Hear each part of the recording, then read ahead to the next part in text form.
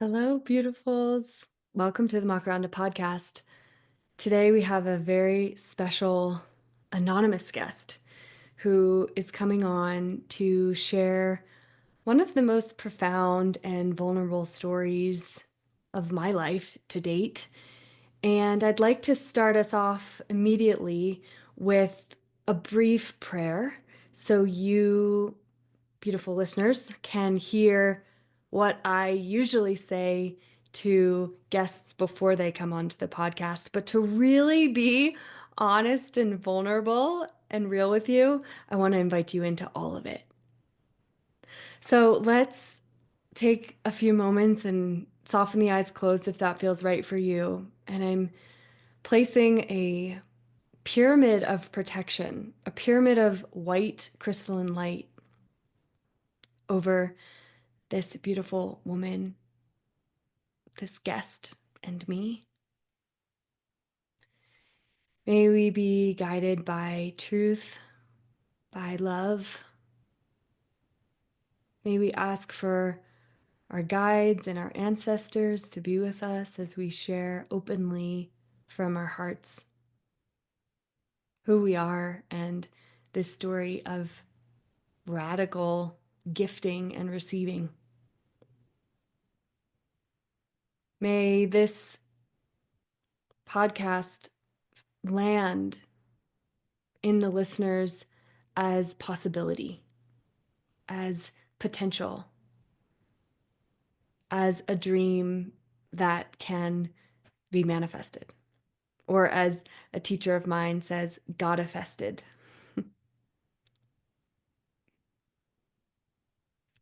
Thank you, beautiful guest, former client, all of our guides for protecting us during this podcast. And may we begin now, divinely guided.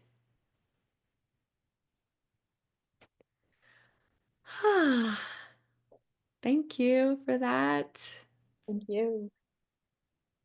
So, this is a former client who I'm speaking to, someone who's become a dear friend, and she has asked to remain anonymous. And I'm wondering if we just want to start there. Like, what is that? How does that feel for you to be coming on and sharing with us and remain unknown? Yeah. First, Eleanor, thank you so much for having me here. This is a very vulnerable space for me to be stepping into, and sharing this story and sharing how you and I have moved together in our journey. Mhm. In my decision to be part of this podcast, a big piece for me was removing my face and my name from the equation.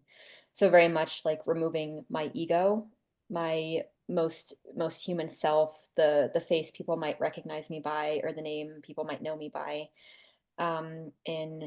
In what happened between you and I feels like a very special thing for me. It's something that I have held closely to my chest. And I think with the thing that kind of transpired between you and I, which we're gonna get into, um, there is there is human skepticism that creeps in from outside parties, and what was the intention, in the way energy moved between you and I, it was abnormal.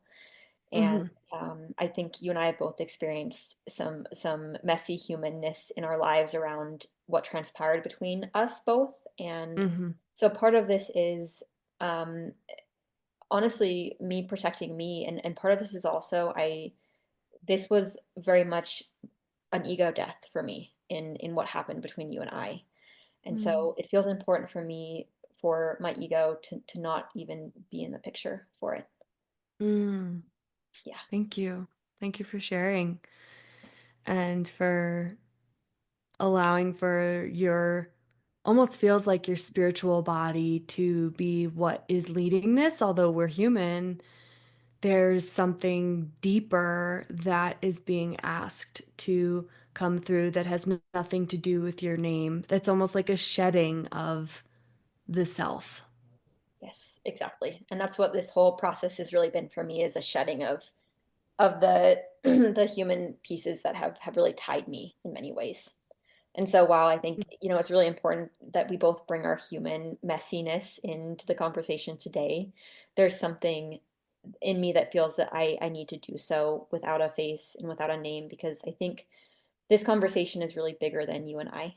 It's about what's possible between two humans, and Mm-hmm.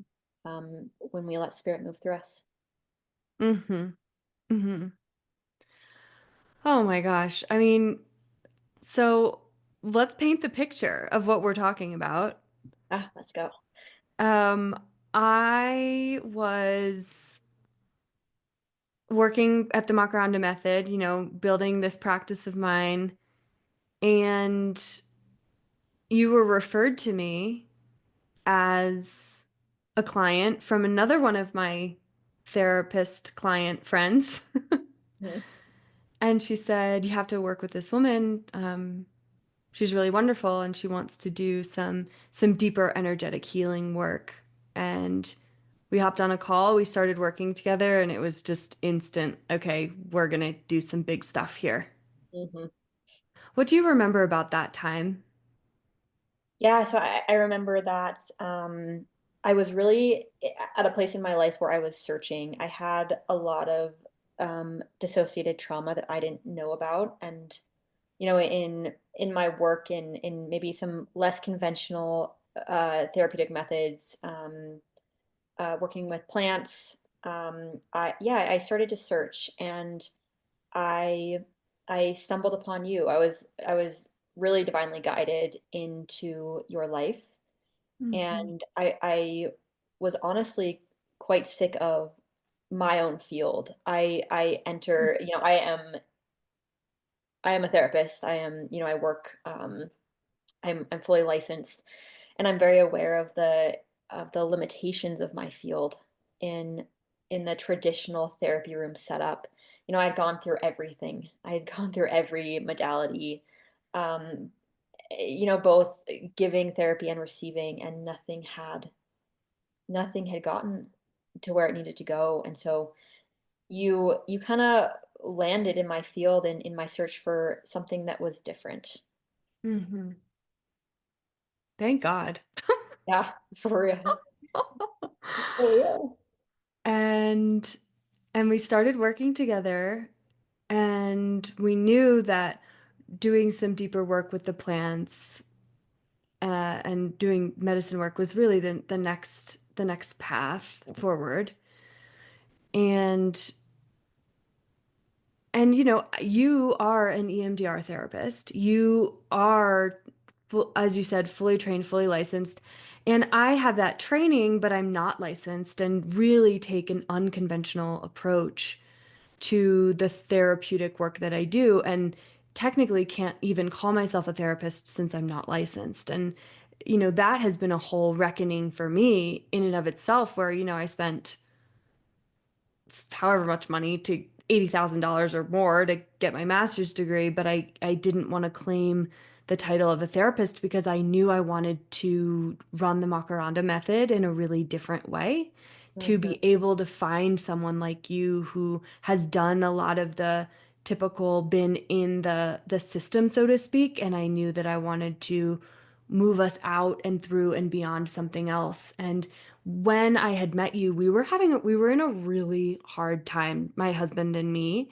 Um, we were living in Mexico, or just getting ready to move back to the United States. This was in 2022. And we were, my practice, I'd had a six-figure practice, and then it dropped significantly. Um, and then honestly, Claire, ooh, I'll take that out. Snap. Honestly, it was a godsend that when you came to me, when you came to the Makaranda method, and I was so excited about it, and knew that I was going to be able to really show up for you in a different way. And I think John and I had just moved back to the US, and we're looking for a home. And we ended up having a therapy session like in an Airbnb or something. But we couldn't stay in that Airbnb, so we had to go somewhere else. And it was just like a total disaster, basically. You had flown in from out of town. We find this Airbnb. We can't stay in this Airbnb. It was the vibes were just off. And so we were like, okay, we need to go somewhere else. And then I remember, in the middle of our work together, you were like, you need a house. Yeah, I remember that moment so clearly. We had just been doing some deeper work together with plants, and I remember just coming out of that, and the first thing I said to you, and it was such a funny setup where you were staying at where your sister was.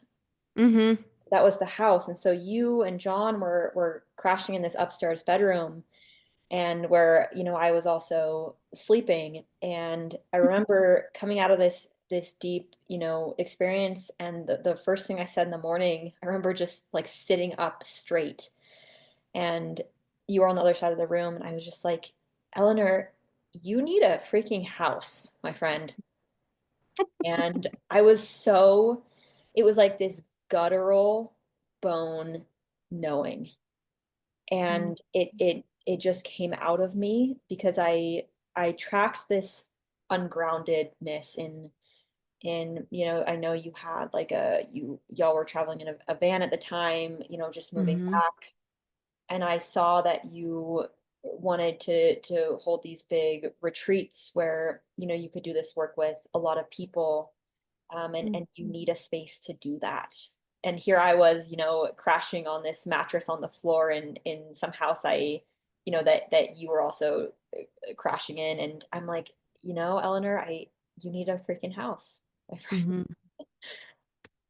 I mean, it's that root, right? It's that grounding that is so important that when we are constantly traveling and moving and exploring and experiencing different things, having a ground literally is so important and helpful when we're doing big, well, all the time. And I just remember thinking, you're right, I do. I really do. Can I ask about your experience in what was that like? Was it jarring to hear? Because I was very persistent, I remember. I was like almost like telling you about you, like, Eleanor, you need a freaking house. What was that like for me to come out of this deep experience with such sureness around something that was really about you? Well, you know what? It's interesting because I also remember you saying something in that experience around asking me around money about money too. There was two things that we talked about. You said, you need a house, and also I remember you asking, and what's happening with your money story, your money situation. And the house one, I was like, for sure, I'm happy to talk to you about this. The money one, I was a little bit like, I'm not sure how much to say, you Yeah, know? I'm just remembering asking you that. Yeah, I have not even remembered that detail, but I did, and Yeah. I And was I I was said, pushing. what'd you say? Yeah, I was poking in Uh-huh. some territory. Uh-huh. Yeah, which I mean, I tend to be really open and am usually happy to share. And the house one really, I was like, you're so right. I know I need that. We were actively searching. We were looking on, I think I woke up in the morning and was searching on Zillow or something, trying to find a house. The money one was, I said to you, I'm making it. I'm making ends meet. And it is part of my spiritual practice right now. During that time, I was reading the book Think and Grow Rich by Napoleon Hill. Mhm. And every single morning, I would wake up and I would sit in meditation and I was visualizing the number $200,000 for the year. 200,000, 200,000, 200,000. This is what it feels like. This is what it feels like to receive. I'd never had that much money before, but I was imagining what it would feel like. And I was deep in this visualization practice. And in this practice, I had no, my ego mind, my like, how is this, my how questioning, how the heck is this going to happen mind just had no idea about, what was going to unfold, especially because you were on scholarship. Like I didn't know that you had and you didn't have much money to give to this work that we were doing at the Right. And time. yeah, and I remember when we were talking about me flying out and working with you, and you know, graciously asked like how much can you offer me? And I knew what your standard was because I believe I asked you. And then I asked if I could pay you less. And so, you know, you were making um maybe 70%, 60% of what you would usually charge. Mm-hmm. And so I'm curious what your experience was in me starting to poke around in this territory, asking, you know, about the house, asking what your money situation was. It seems like that may have been like a little bit of a paradoxical messaging around, you know, what I had potentially. Mm. Well, I think more than anything at this point in my life, it felt like I had figured a lot of things out. I had manifested the love of my life, John Medina. I was traveling around Mexico. I had this amazing practice, but I was in a dip. I was in like a contraction phase, right? We talk about in the Makaranda method a lot, thanks to the work that I've done with John of expansion and contraction. We call it spanda. Spanda is the Sanskrit word for life, the breath of life, which is expansion and contraction. Like we cannot always be expanding. We have to go through contraction. And we were in a deep state of contraction. Both John and I were. We had just had everything stolen from us when we were in Barcelona, all my jewelry, 10 years of John's music and art that was on his hard drives were stolen. I mean, all of our clothes. I mean, we were just like I was stripped to the bone. And more than anything, I just took your questioning to me really around, okay, how can I show up and be as authentic as I can? Because me being authentic is the deepest medicine.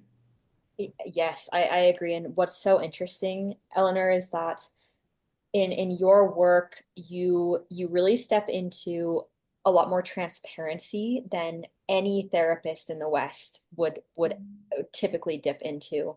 And so you actually told me, I remember this day, you told me that on one of our calls before I even came out to see you, that this had happened, that all your stuff had been stolen in Spain, and that it had been a painful experience for you on multiple levels. And so I already had some, you know, some of this awareness around you and your life and what you were moving through in this contraction phase, which honestly I think really led to what would transpire between us is your openness and vulnerability, Mm-hmm. which has, you know, really actually done a lot in creating what happened between you and I.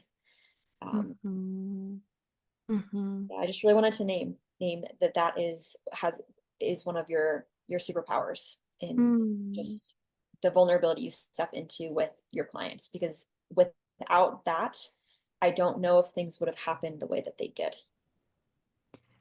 Yeah, thanks for saying that. And I also remember it bringing up some stuff for us too. Like we really had to talk about it, right? Because I'm so unconventional and because you're a therapist in the therapy world, there was this moment where I remember I was sitting in my car, I was like pulled on the side of the road waiting for the airport. You know how you like can't sit in the airport line, they like kick you out. I'm sitting there and I'm talking to you on the phone and you were like, I'm not sure how to place who we are and what exactly we're doing together. It's so out of the box. Like it's I've never done anything like this before.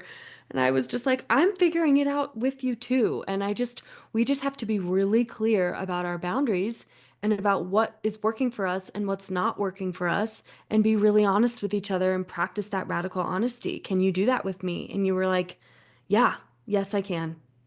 Yeah, yeah, absolutely. And I think that you and I have really stepped into that. And um, I think that's one of the best parts of our relationship is we are very honest with one another.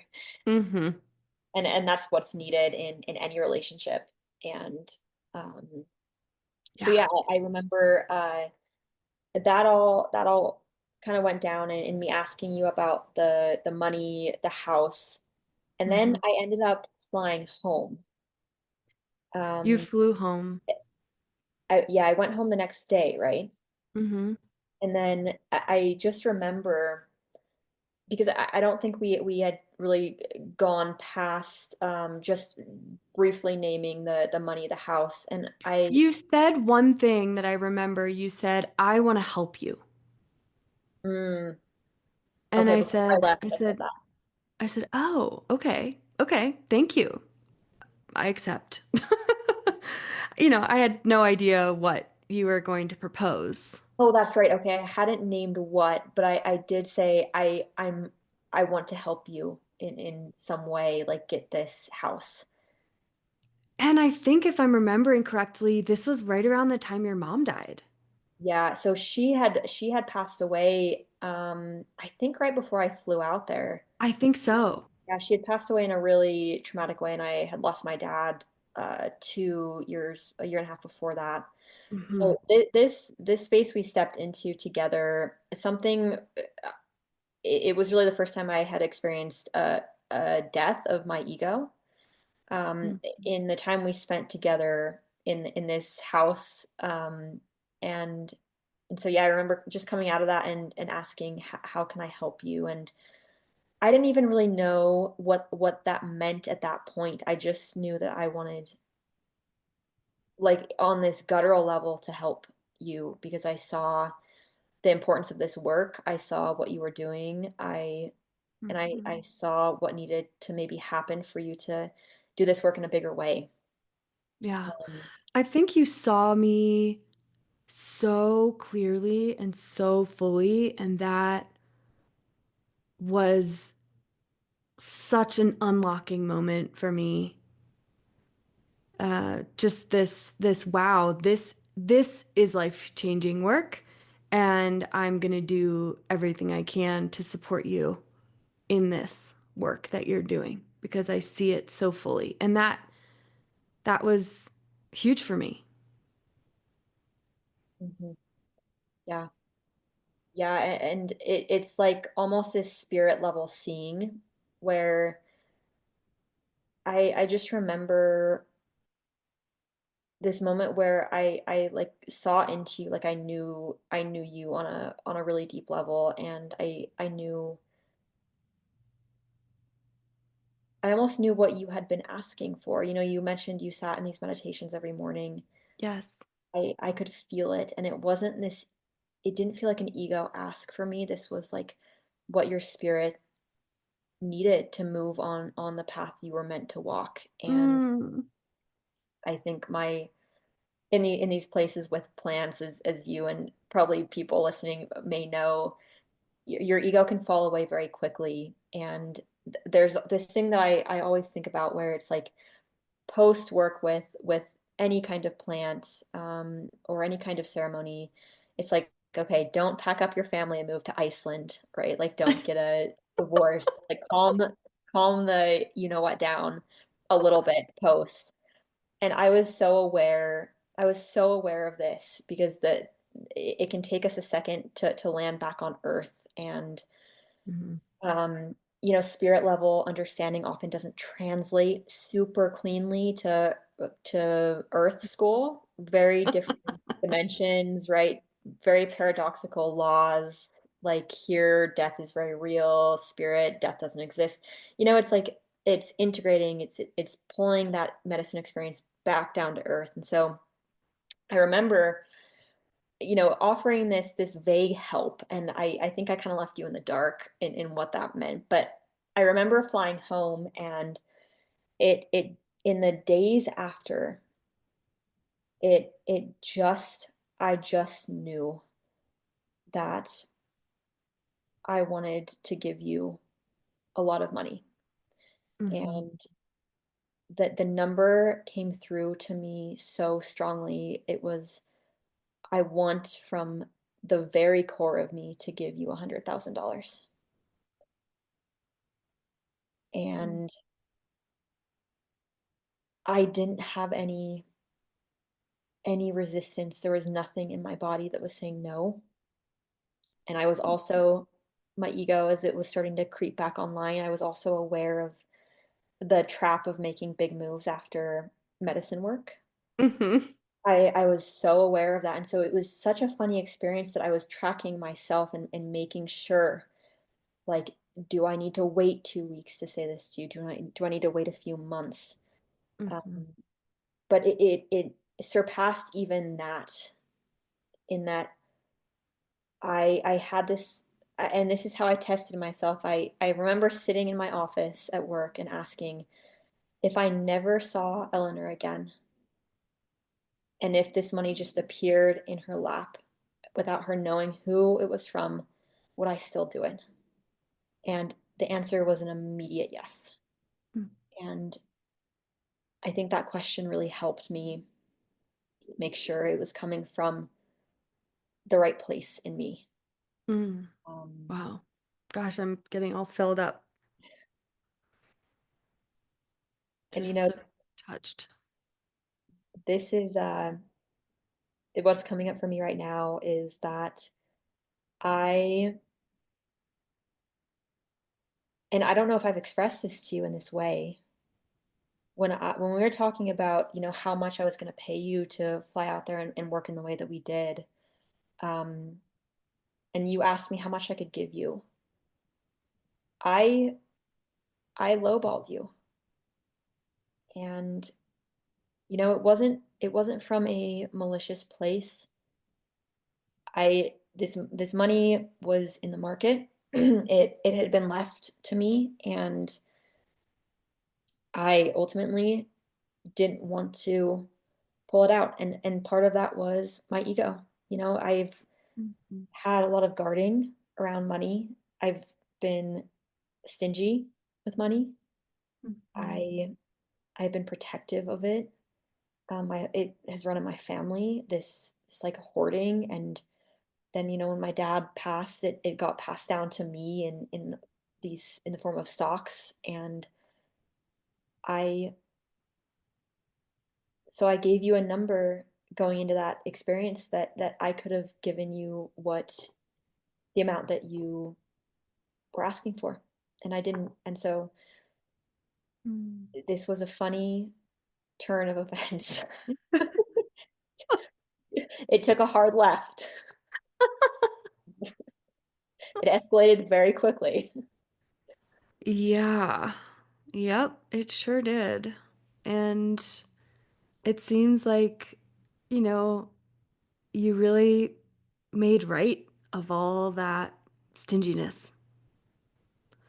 It's almost like through our work together and through the exchange that we had, which was so beautiful. I really want to tell people about how we exchanged the money. Oh my God, remember the whole process? We were like, should we buy a gold bar? And Hmm. like, should we send it in gold? And gosh, my eyes are really watering. That was just so touching to hear you share it like this. But or like how do we should we open it? Should I start a nonprofit? Like there were so many aspects of it, but from my perspective, when you told me you wanted to give me $100,000, I was shocked. I mean, I thought you were gonna say I want to give you 1 month's rent so that you can buy like have rent paid for a month. I I didn't. remember, yeah. I remember calling you. I called you from my office, and I said that number to you, and I'm wondering, like, I don't know if I've ever asked you directly, like, what was that like to hear when I said that? I mean, my jaw was on the floor and I gasped. I was like, oh, what? Are you kidding me? And I thought to myself, can I accept this? Mm, You mhm, know, there was this moment of like, is she serious? mhm, Um, because in my like colonial mindset is like, well, I'm a therapist, not technically, but like I feel like one, and they always tell you you're never supposed to accept gifts. And I was talking to one of my friends, and he was like, you can't accept that. My parents were like, what? No. You mhm. know, there was so much resistance, I feel like, but even in myself, the first moment I was like, ah, wow. Uh, uh, and at the same time, I also felt like, oh my God, this is my prayer. This is what I've been praying for. This is what I've been visualizing every single day. It's here. Holy shit. And Like, like, yeah, it was both. It was this like deep, paradoxical experience of, oh my God, this is a dream come true. And like, am I allowed? yeah, and can I receive this? Like, I can't even imagine being in your shoes. I think we all have energy around like even receiving a compliment half the time. We're like, we get so uncomfortable when someone sings happy birthday to us. We're like, I need to exit this room. And then here I am saying, Eleanor, do you want $100,000? Like, can I give this to you? Can you receive it? And I don't know what I would have done in that moment. I don't know how I would have navigated that kind of messaging Yeah. because it doesn't happen. This doesn't happen. You don't hear about this very often. And so it's like an abnormal experience to have miracles happen. And I maybe just want to name that to have things come into your life that you never thought was possible. Things that are so far outside of your reach in what you believe to be possible for you. And I think when we have this narrative, um, it, we block and even Mm. how hard you had been praying and asking when it came to you very directly, you beautifully speaking to even wanting to block it then, Yeah. part of you. And I that was a question in me too, and like, oh God, can she receive this? Because I don't know if I would be able to. Hmm. Honestly, I don't Hmm. know. I don't know Hmm. if I could have taken that genuinely.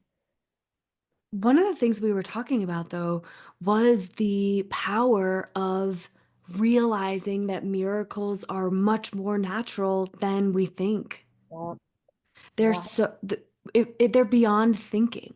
Mhm. It miracles are what is our natural state. I mean, you and I were texting about this the other day, Yeah. and you said it so beautifully. Mhm. Yeah, they're very much it's the natural order for miracles to happen over and over again. Look at nature. How Yes. many miracles happen every day in the natural world, right? Birds migrating and finding the exact spot over and over again. Um, and I need a freaking GPS to navigate to the gas station I've been to 40,000 times. The sun rising every day, these plants that have been placed on this planet, we miracles are everywhere, and for some reason, when miracles apply to us, we stop believing that they're possible. Mm. And I it was just as much of a miracle for me to give this, Mm. because in giving, I also received letting go of part of me that had been so stuck. And Yeah. so I think we both received in this. Yes. The giver receives and the receiver it gives as well. So Yeah, I remember you saying the way that I was able to work with you to accept this gift was one of the biggest learnings of all. And interestingly enough, I, during my spiritual practice, was working on the practice of receiving. You know, we're therapists, we're great givers, we're coaches, we're healers, we're in this world of like we can show up for you and we can be here and hold you and all the stuff that is going on. And so much of what our actual feminine job, the feminine that lives in both the masculine and the feminine, the man and the woman, right? This part of us that knows how to receive and how to let that in was honestly the next unlocking of my spiritual journey that I really needed. And you, as a deeply wise and spiritual person, felt that, felt my prayers and answered my prayers, and I let them be answered too. In a very big way. I mean, usually when I feel like we're in such a hyper independent era of being women that we almost move out of feminine energy in many ways. We forget how to be held and how to receive.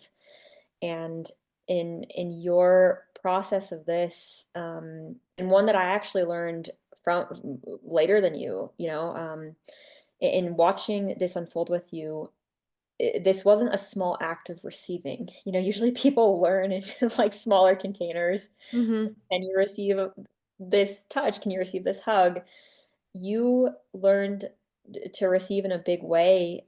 That is, yeah, I don't, I mean, my hat is off to you, my friend. That Mm. was a trial by fire in many ways in receiving energy. And like I said, if I had been offered that at that point in my life, which was what, a year and a half ago, I don't think I could have taken it. And so I very much, you modeled for me this really grand act of receiving, which was a Mm. really beautiful thing. Thank you. Thank you for saying that. And gosh, I mean, and your generosity too, and your sharing, right? That this true gift as well, right back at you, you know? Mhm. To be able to come to the clarity of, I don't want to live in this pattern anymore. I don't want to be holding on and lowballing people who, for whoever, doesn't matter. Because how, one of the lessons that John, my husband, teaches all the time, how you do anything is how you do everything. And so if you're lowballing the therapist, you're gonna lowball the person in the coffee shop. It's like it permeates through our life. This feeling of scarcity, like there's not enough. And what I really saw you do is bust that, break that, fully surrender that way of being, and this shedding of skin, that where you're like, that is not who I want to be anymore. And I'm going to do this radical act in order to support you, did this radical act to support yourself in moving into the next transformation that was for you. Right? Yeah, I mean, it was as much as like this is read as like such an altruistic thing. It was just as much for me and my journey as it was for yours. Yeah. I think it would be unwise to say that anything is truly like altruistic. Everything we do, I think there's a partial aid to our own journey. And yeah, you mentioned scarcity, that's really the word. It's fear. It's just Hmm. fear energy, and I had had so much of it at that point in my life that this was a letting go of a big old layer of it. And I am far from perfect. I'm still moving through these layers, but that was a big time surrendering. And this was also my this might be important to mention. This was family money that had traveled down through generations of fear, of scarcity, of really deeply embedded trauma, of abuse. And so this money had fear energy all around it. And I knew that I wanted to use this money in a different way, and that was part of unpatterning a lot of generational trauma. is releasing this money, and at least a big Mhm. chunk of it, Mhm. to do something that is going to create connection to spirit, to connection to God, to connection to the universe. Um, Whereas, my whole family has existed in disconnection for generations and generations. And so, Mm. um, yeah, it was for you, and for all the people that you were going to work with. It's trying, I think I was trying to like balance some kind of scale, and yeah, and moving what was disconnected back to connection.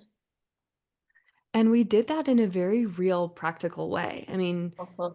we decided to have you give actually this money as gifts. We were like right on the edge of the year of 2022.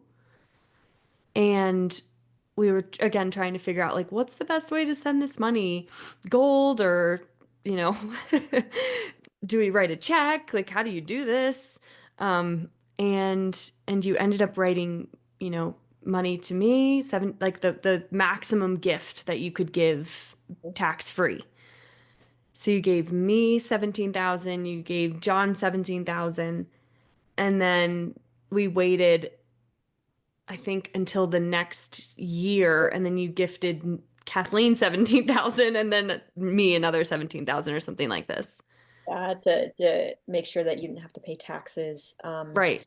And I remember these transactions, because I wired, I remember wiring money to you, Kathleen, John, a handful of people in your life, and we had a ceremony That's right. on the wiring process. So Yes. I remember this passing of money was felt really, really special. And Uh-huh. I remember the first one, we sat down, we were on Zoom together, we prayed over the money. Yeah. Um, I Yeah, it was a really special moment. We had candles, we had, sage burning. Uh-huh. Um, and I remember a wasp landing Yes. on you right before I was about to hit transfer. Can Yes. you speak to that and what that brought up for you? Oh my God, a wasp literally stung me Hmm.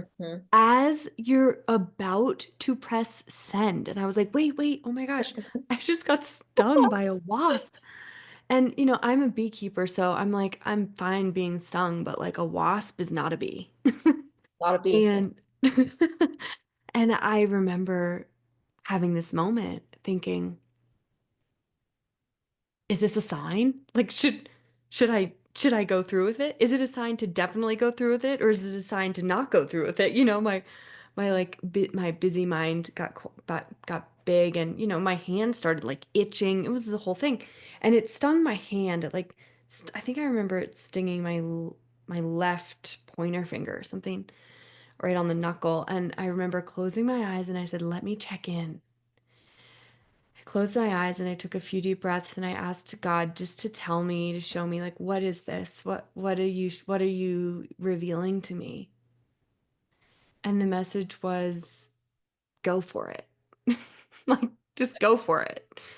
And so I was like, okay, you know, I we thought we both we I was like, "Oh my God, what are we going to do?" And I remember looking at you and you were like, "Should we look it up?" And I was like, Yeah, "Maybe." should we ask Dr. Google about bee stings before money wires? Yeah. Totally. And I mean, our egos both came online for a second, and I think it was just like this beautiful last kick up of the ego energy. Yeah. Before this happened, it was just an ego, are you sure? Yeah, exactly. Are you gonna let life circumstances talk you out of it? Right? Are you still gonna block this? Right? Right, Like, are you gonna choose to soften and receive this? right. It was almost a And reminder of free will in the situation. Like, you don't have to accept this. and I remember checking in with myself and it was so clear to me in my heart and in my body, my nervous system was so calm about the receiving of the money that I knew that this was coming from a good place from you. Mm. I knew that the way that we were doing the transfers with the prayers and the sage and the candles and the being really strategic about how the money's going to be moved. And there was this word, I'm trying to remember the word that we had around the money, but it was basically like release. That the intention of this money was to let go of any of the past traumas, difficulties, fears, scarcity that had been attached to the money energetically so that it can dissolve and have new life. Yeah. Yep, absolutely. I think we set it up really beautifully and intentionally. And even then, right, like the little blocks come in and just say, "Hey, are you sure? Yep, Are you positive?" Like in the totally. form of a freaking wasp stinging you. And yeah, and so I remember, that happened and you checked in and we both got clear and we regrounded and I ended up sending it and then, wiring the consecutive amounts later on into the year and then the next year to spread it out. Um, and I think that was a really spiritual experience. And there's Hmm. also like the egos coming back online, as we were further out from the medicine experience, further out from the transfer of the money. If you don't mind me asking you, Hmm. in your spirit level sureness of the intentions, did you ever have any moments after you had all the money where you questioned like the intentions around it, where your ego, Mm, back in a oh my gosh, like what was this kind of way? yeah, yes. Thank you for asking. It, I did have this moment of like, Uh, oh my gosh. Well, remember we also wrote something that said that was like a contract for each other.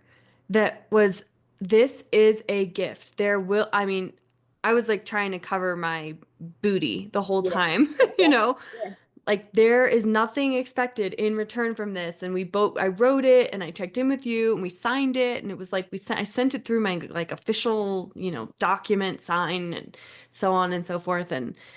Um, and then there was a moment when, because we kept working together after that.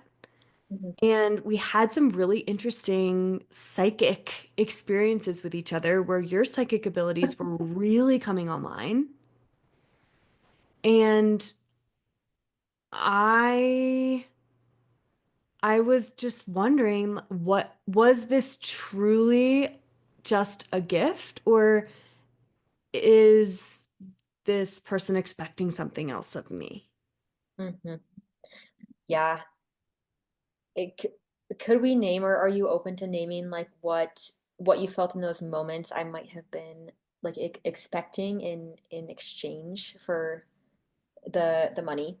Like what was Well, it that you were reading? I noticed that I was hosting another program and I was like, well, I don't have to charge you for it because you've already given me this gift of money, you know? But I was like, wait, but she said no strings attached, but we keep working together. But do I need to adjust what I'm doing? And then I started questioning myself of like, well, am I being greedy if I keep asking her to pay me for my services, even though that wasn't the agreement? I just was like noticing the complexing or the complex nuances of what was coming up for me around continuously working together and wondering how that was going to flow. And then also wondering if you were like you were buying to be my friend or Mhm. something. Mhm. Um yeah, those are the things that are coming up right now. Yeah, and thank you for naming those. And I think when those things came up for you, you named them pretty directly to me. Hmm. I specifically remember these moments because we actually went on to do a lot more deep work together with plants. Hmm. And so obviously a very deep relational territory with one another. Mhm. in these spaces where this did come up, these doubts, these fears, these questions of what was your actual intention. And I remember in these moments where you name these things out loud to me, it it really, yeah, it stung me in many ways.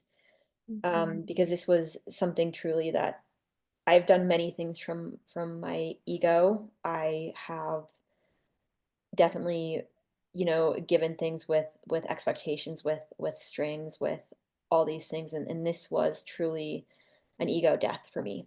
And Mm. this came from a place that was not touched by intentions, um, beyond helping you and helping me release my own scarcity stories.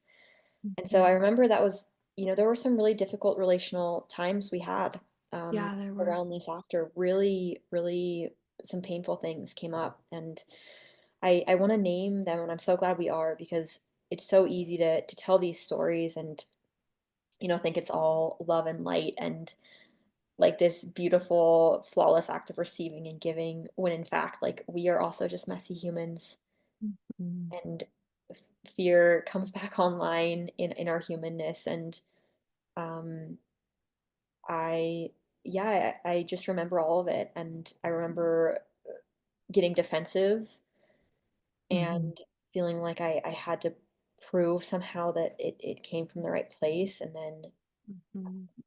yeah, I just remember it was a really, really hard time in Mhm. certain ways. Mhm. That was tender. Mhm.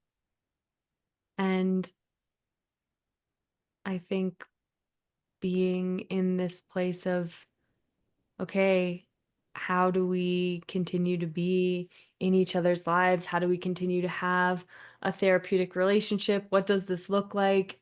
I'd never navigated anything like this before, and we were figuring it out together. And I want to apologize if there's anything that I did or said that hurt you. Um,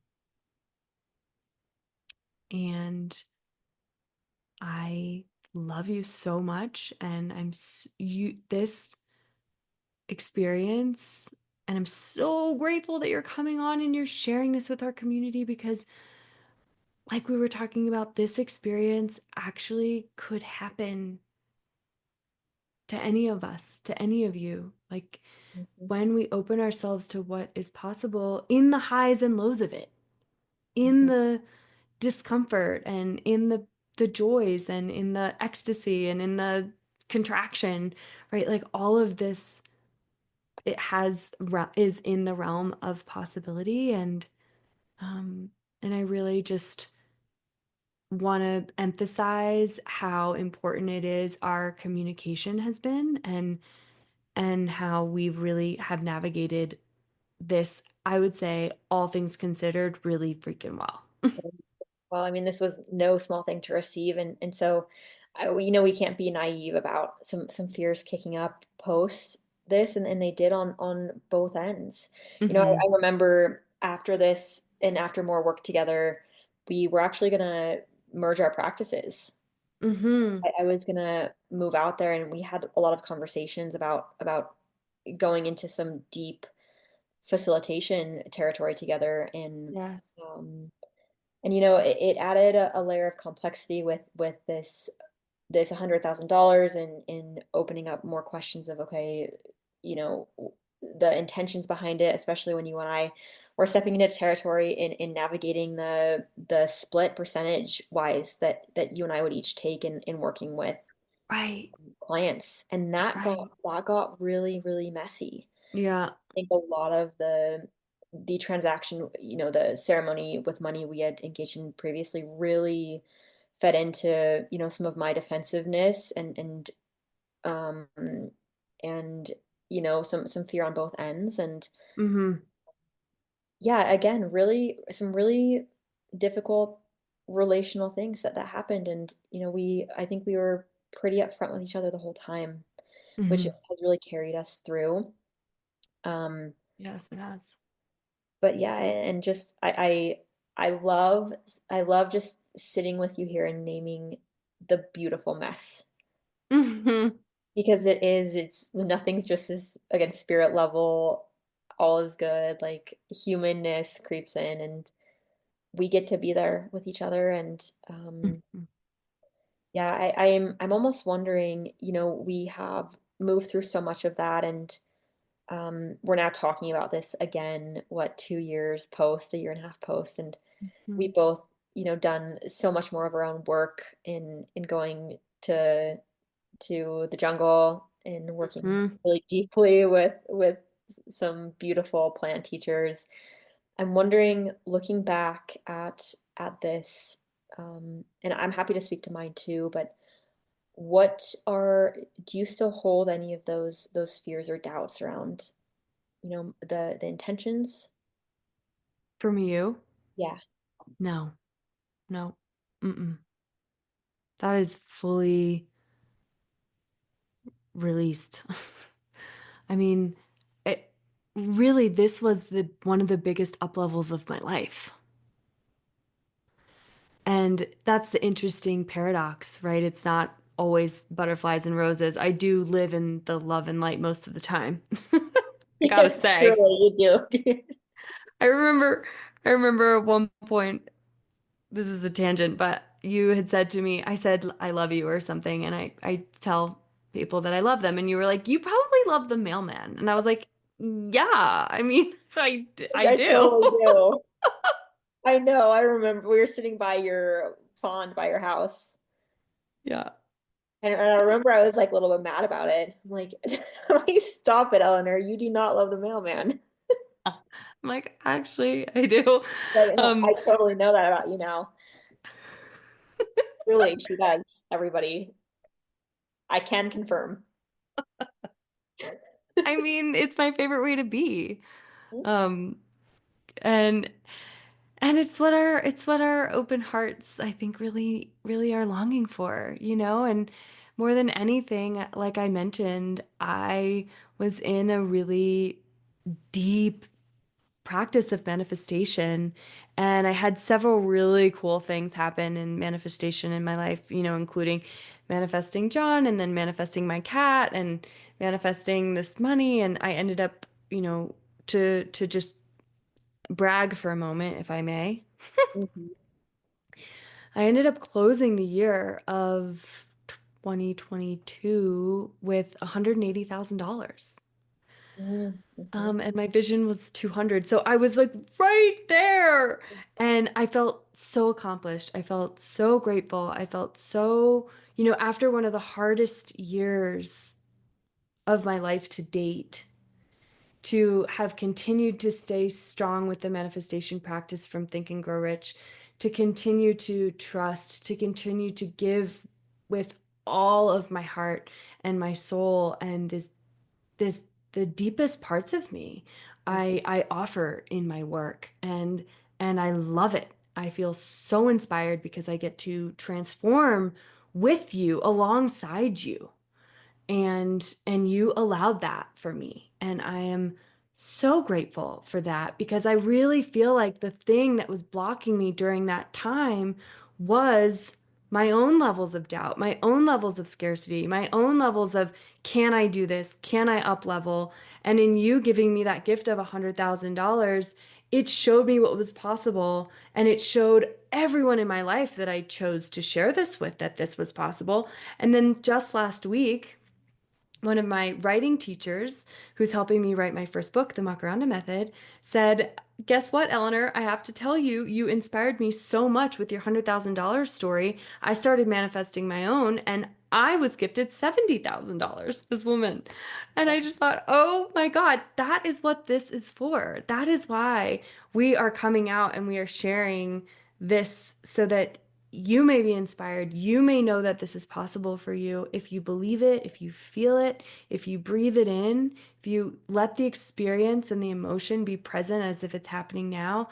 I mean, this is my most incredible manifestation story to date, and now any number is possible. And you helped unlock that for me, and that was the next layer that I needed to get to truly in my spiritual growth. Yeah, absolutely. Beautifully said. And you know, the way you speak about manifestation and I think it's a matter of semantics, but you know, I just call that prayer. It's can I pray for something? Can I ask for something sincerely? And can I receive it? So like the picture I kind Yeah. of get and that I heard actually a few weeks ago is that we dig ditches in our lives, and this is our capacity to receive miracles. Mm, And the rain will come, and it will fill the hole you've dug. But that has to be dug. You have to have the ability to ask for it, to believe you deserve it, um, and to receive it when it arrives. And mm, you know, mm. I think so many folks get caught up on even asking for what is possible. And Yeah. um, yeah, it's just and then of course being willing to see it, even if it shows up in a form that you're not expecting, and being able to receive it into your life. And That um, is huge. That is absolutely critical because I couldn't have seen this happen. And that's what miracles are. We can't predict them. no, we can't. We can't predict them. How about for you? How has this shifted your life? Have you had regrets about it? Like, is that, what has the impact been on your side? You know, I have absolutely no regrets in giving you the $100,000. However, my ego kicked back online with the taxes. So I didn't know I had to pay. I pulled this money out of the market, right? Huh? I, in my uneducated financial navigation skills, market skills, did not understand that I would have to pay taxes on what I pulled out. And so On taxes on what you pulled out and the gains, or taxes on the gains? taxes on everything I pulled. On everything. Yes. And so that part, my ego kicked in, and I was like, I know I can't swear on this, but I dropped a few F-bombs, not in your direction, but I was just like, oh, it wouldn't have changed anything I did. But it was just like this little blow, like, and you know, having to surrender a little bit more, which of course was just part of it. Um, Dang. but no, I absolutely, there's not a shred of my body or soul that would have done that any differently. Mm-hmm. And Oh. um, but yeah, of course, these like funny ego places like freaking taxes now, taxes land, you know, and just the unexpected in my, and you know, ultimately, even if I had seen that, I still that still wouldn't have changed what I did. Mm. It was more just the unexpected for me, and like Mm-hmm. my annoyance with the system in general. Mm-hmm. Um, that was that because I was pulling it out of the market. I didn't really understand, you know, why I would have to pay taxes on that. So it was Mm-hmm. more an annoyance with the system. Um, in but ultimately, you know, I am so blessed in you know the gifts that have been passed to me, and they've not even made up for, but they have been something. They have been a gift to me for what has been taken from me from my parents, and Mm-hmm. um, so ultimately, I even if I have to pay taxes on this, it's so beyond worth it. And um, yeah, I'd say that's my only little ego hit in there is that piece. Mm-hmm. But Mm-hmm. um, yeah, I since then, you know, the past year and a half or so, I of course scarcity still creeps up on me. You know, I'm not perfect, and we don't get here and stay here. It's an everyday practice, but it's was a lesson in letting Mm-hmm. go of money, letting go of fear, letting go of relationships that don't serve me, just letting go, how to let go. Mm-hmm. And I, that is what I've needed my whole life. And I'm still working on letting go every day. And it's been a really profound gift to me that I got to let go of that and that you got to receive it. And, you know, that, yeah, I really this was, you know, whatever word you want to use, source, God, universe. I use the word God, but this was very much God moving between you and I. And there, I just have so much reverence for that, that, Yes. and it's shown me what's possible in my life, and what miracles can show up for me, and how God is willing to move for us. So that's been one of my greatest gifts. Wow.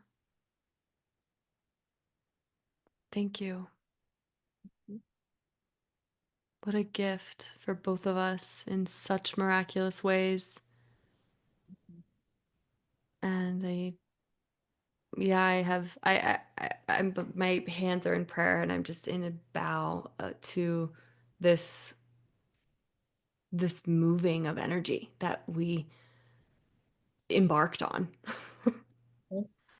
and how the money keeps growing and moving and this catalyst that was our $100,000 exchange has led me down so many books, so many rabbit holes, so much more. How can I understand what was happening? How can I get more clear? How can I do this on the millions level? And that's really where I am now. And not so that, one of the most powerful books that I read right after you gave me this money was a book called The Soul of Money.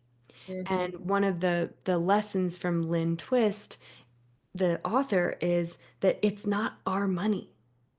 It's not my money. It's not your money. It's no one's money. It's a spiritual energy at the end of the day, and money is what we make of it.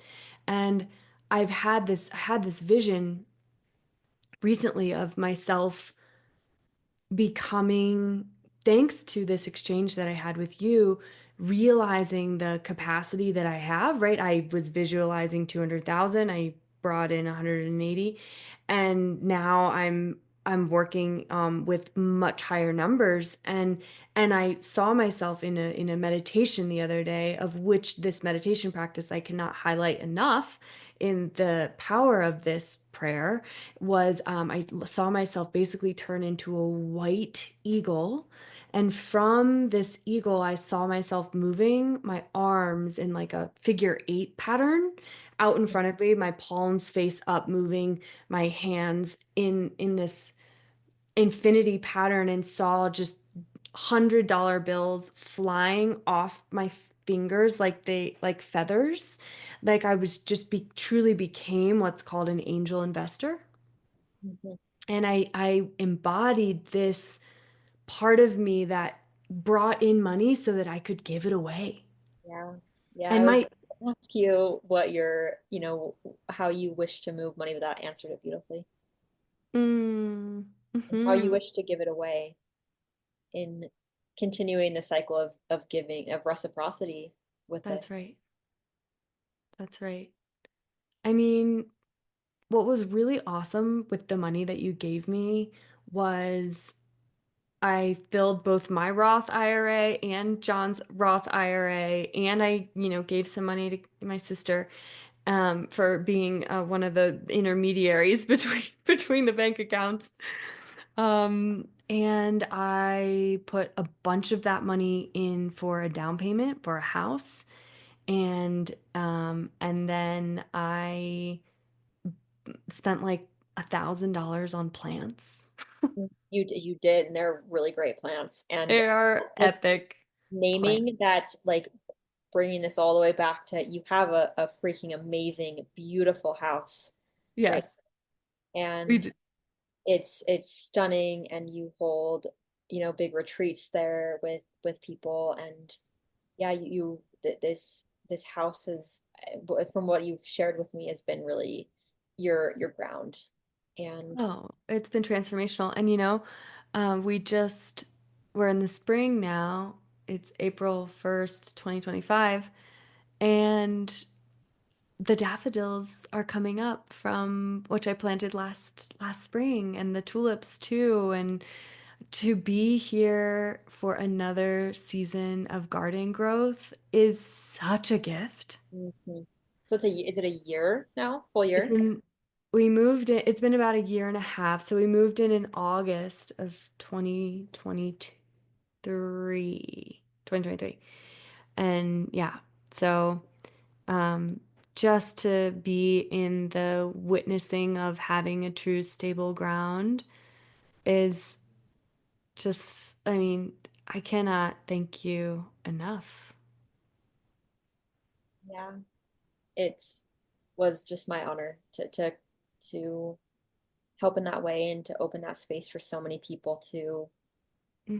find themselves and to let go of what they need to let go of in these spaces, in these retreat spaces with you in that beautiful home. And it's the gift I was given through you, through these plants. And so I hope it creates a ripple effect. And equally, I'm so incredibly grateful for you being willing to hold me and letting go Hmm.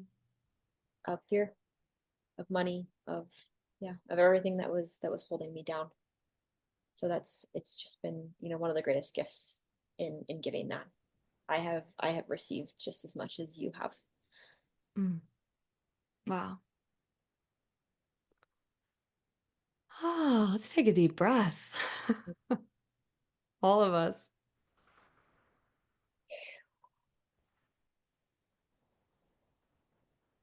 Is there anything else that wants to come forward for us tonight? Just that I'm so grateful, however, a year and a half later that we're sitting down to talk about this. Yeah. I hope that people listening understand and truly feel in this story that whatever you ask for from a soul level, as long as you can receive it, truly anything is possible. Anything is Really possible. anything. And it's, are you brave enough to ask and are you brave enough to receive it? Mm. And I hope that this story paints that picture and that the universe, God, source is conspiring for you. Hmm. Miracles are really the natural order of all things. And so I just wanted to say that, and that Eleanor, I love you very much. Oh, I love you too. Thank you. Thank you for your wisdom. Thank you for sharing yourself and your story and our story together. I know it was an edge, Mhm. um, for both of us, and may this be the sign to keep going, no matter how dark the nights become. Keep believing and trusting, and like you said, asking. Kathleen and I wrote, my sister and I wrote a mantra yesterday. Um, Ask, believe, receive, Mm-hmm. Yes, ma'am. That'll do and it. th that's it. Literally, that's it. Um, so feeling just amazingly grateful. And then, the last thing I want to leave our listeners with is I'm wondering if you could feel how many times each of us were grateful to each other. One of my powerful teachers, Marianne Williamson, says that gratitude is a magic wand, and we get to use it as such. And so saying how grateful we are to each other over and over again is very intentional, and it is magic. And may this be a reminder for that as well. Love that. Thank you for sharing. Thanks for joining the Macaranda podcast. What a pleasure. Thank you for being here, and we'll see you next time.